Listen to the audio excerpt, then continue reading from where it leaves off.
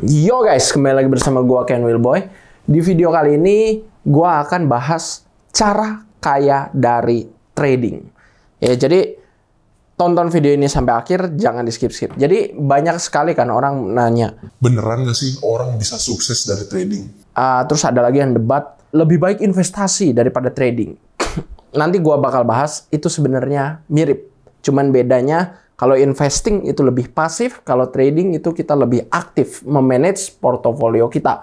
Dalam artian banyak buy sell, membeli dan menjual. Lebih banyak, lebih sering. Kenapa? Karena kita berusaha mengalahkan market. Market itu apa? Market itu seperti indeks saham gabungan, IHSG, indeks atau S&P 500, indeks saham 500 perusahaan terbesar di Amerika, S&P 500. Nah, ketika kita trading, goal kita yang pertama adalah mengalahkan indeks atau mengalahkan market, disebutnya mengalahkan market. Market itu orang yang hanya membeli sebuah aset seperti saham ataupun kripto ataupun forex yang lain dan lain-lain, kemudian meninggalkannya begitu saja dan membelinya secara spot ya, 1:1, nggak pakai leverage.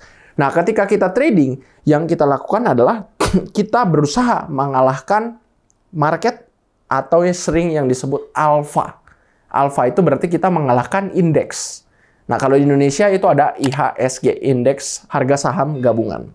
Oke, next. Ini ada dua alasan. Yang pertama gue bahas dulu alasannya. Mengapa harus trading?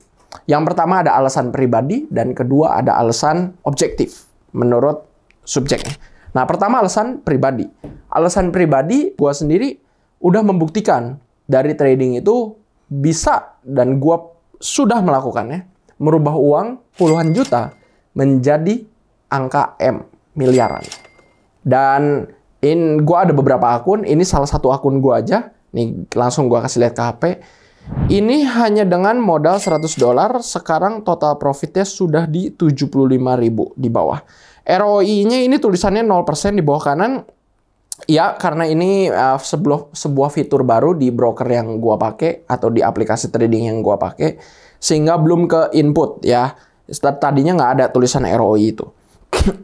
ROI sebenarnya akun ini atau return on investment berarti ya dari modal $100 menjadi 75.000, berarti ya kurang lebih 75.000% ROI. Sebenarnya akun ini ROI-nya udah ribuan lah. Gua nggak cepet ya kalau ngitung matematika, tapi ini udah ribuan persen. Luar biasa. Dalam waktu, ini historinya 1 tahun terakhir ya.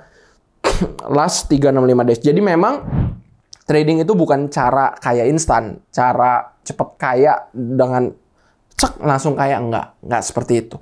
Ada seninya, butuh waktu, butuh kesabaran yang luar biasa. Konsistensi yang luar biasa juga. Nah, itu alasan pertama. Pribadi, gue sendiri udah membuktikan. Ya, ini cuma salah satu akun ya, dari $100 jadi 75.000. Ini memang adalah akun dengan ROI terbesar yang gue pernah, dari $100 sampai profit 75.000. Ya, berarti ya udah ribuan persen lah itu. Coba hitung aja sendiri berapa persen. Karena ini fitur ROI-nya masih baru ya, jadi dia masih 0 tulisannya. Tapi kalau di akun-akun gue yang lain, ROI-nya nggak sebesar ini atau return on investment-nya.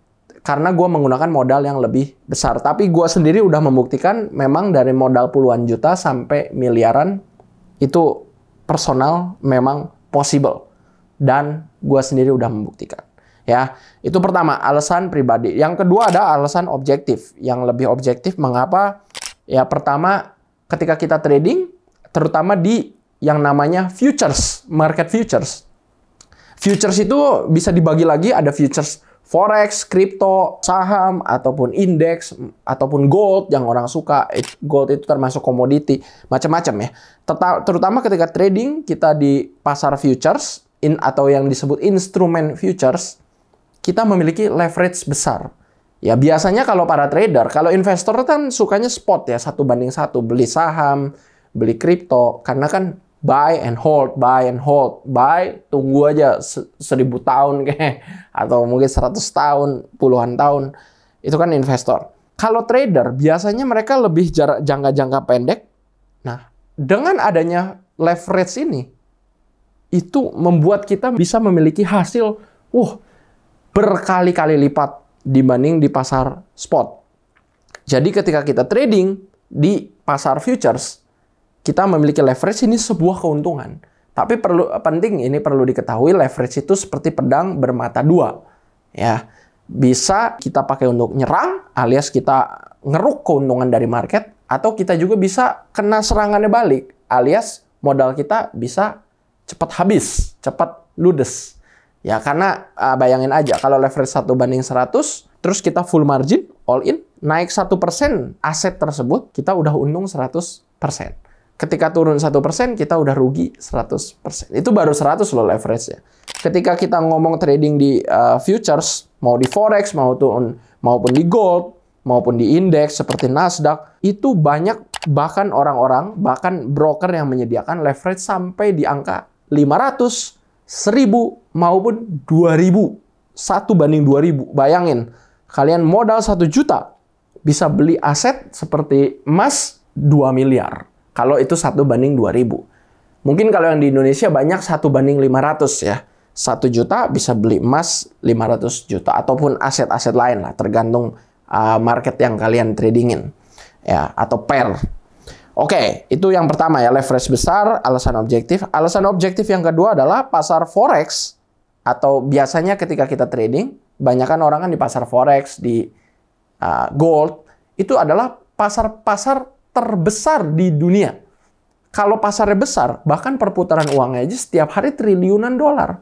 Sehingga sangat sulit atau kemungkinan untuk dimanipulasinya sangat kecil. Walaupun memang masih ada, tapi sangat kecil. Karena apa? Untuk menggerakkan harganya butuh modal berapa, bos?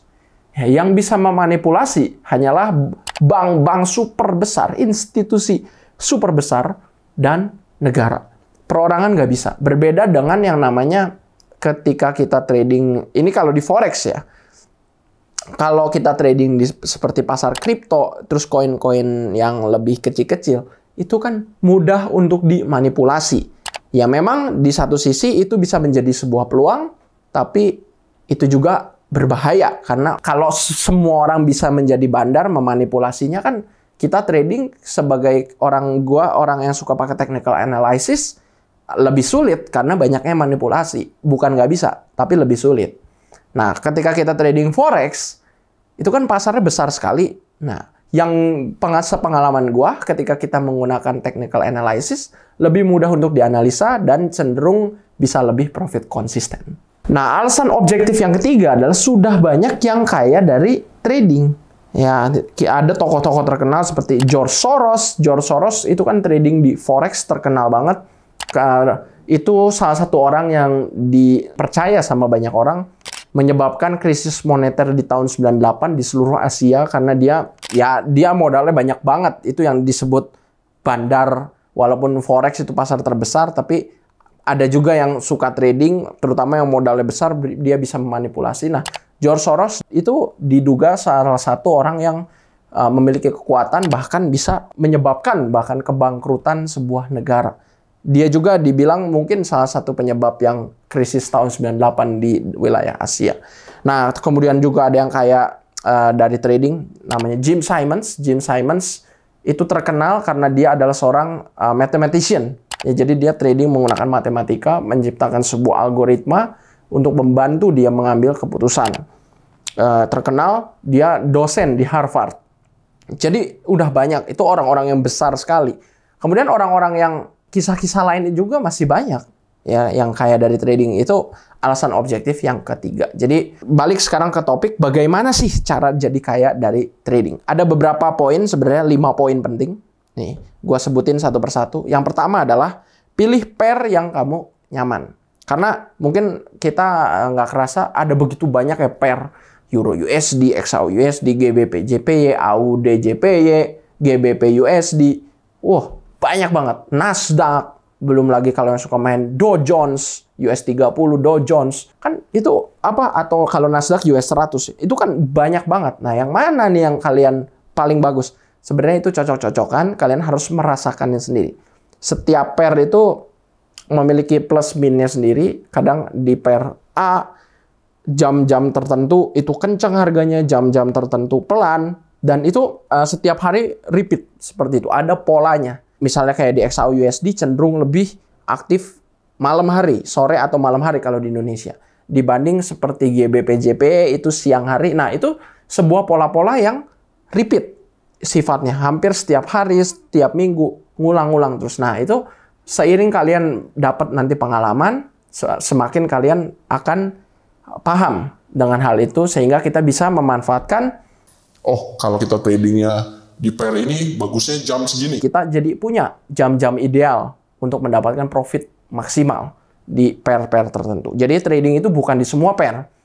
Kalian pilih satu pair yang kalian cocok banget, satu atau dua pair, fokus di sana. Gua sendiri, gua suka pair apa? XAU/USD, Gold, ataupun di Nasdaq US 100. Ya, kebanyakan gue di dua itu. Kadang-kadang ada di pair lain, tapi jarang. Ya, mungkin Bitcoin, ya gue Bitcoin, tapi Bitcoin lebih jangka panjang. Nah udah, gak semua pair itu puluhan, ada banyak ratusan di sana. Di broker, nggak. Ya, atau yang tersedia di pasar. Nah, yang kedua, pilih strategi yang win rate-nya tinggi dan sudah di backtest. Backtest itu gimana? Backtest itu kalian testing, misalnya kalian punya strategi, oh kalau tembus area resisten berarti cenderung naik. Nah, kita backtest. Bener nggak kalau tembus resisten naik? Berapa persen kemungkinannya? Nah, kita testing berdasarkan data-data historis, cek ke belakang. Berbulan-bulan ke belakang, bahkan bertahun-tahun ke belakang. Kan kalau buka kayak di, mau di broker manapun, mau di MetaTrader, mau di TradingView, itu kan datanya bisa digeser. Tinggal geser aja ke kiri terus, ke belakang. Nah, itu pakai buat kalian belajar backtest. Kemudian ketiga, disiplin. Nah, penting banget disiplin ini karena kita tuh trader harus approach trading atau melihat trading itu bukan sebuah arena perjudian, bukan arena permainan, bukan. Tapi sebagai kerjaan yang sistematis. Ya, jadi memang market kelihatannya random. Ya, kelihatan random.